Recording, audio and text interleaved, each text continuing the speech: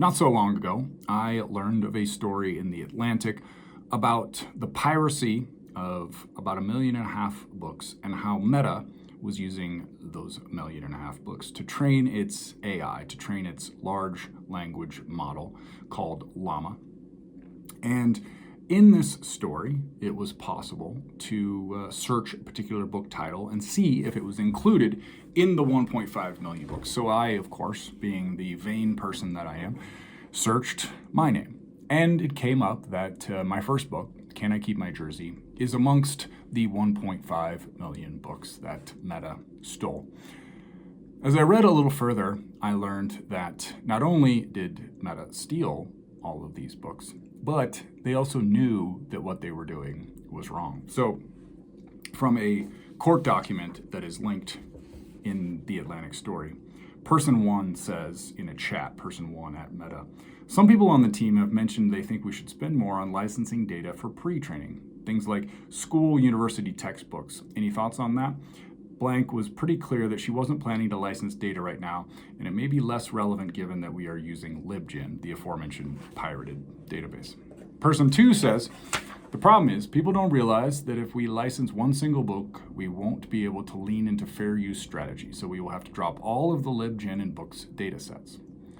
Person 1 says, interesting, makes sense. Person 2 says, there are also many issues with book licensing, particularly that publishers don't have the rights. You have to license books with individual authors, and that's a shit ton of work. Do you know what else is a shit ton of work? Is writing a book.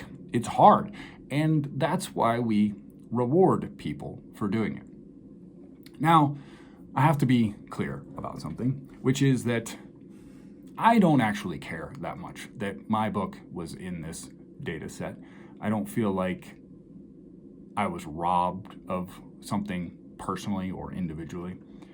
What makes me sad is that there's not more of an uproar about this, that as a society, we have decided to throw up our hands and say, whatever, this company worth $1.3 trillion, that's about market cap for Meta, is so big that we can't do anything about it.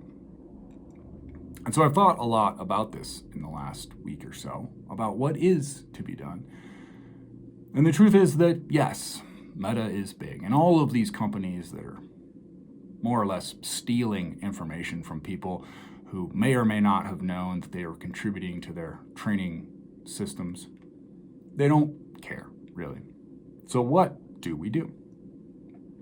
I think the only answer, is to bring back more shame. We have to get back to recognizing that there are, in fact, better professions than others. Teachers, great. Nurses, even better. Construction workers, tip of the hat to you. But if you are one of these people who was stealing intellectual property from other humans, from other creative humans, then something's wrong with you, and you need to be ostracized. You need to be shunned. You need to be shamed. If I meet you at a party, I need to be able to say, yeah, what you're doing is wrong. You're a thief.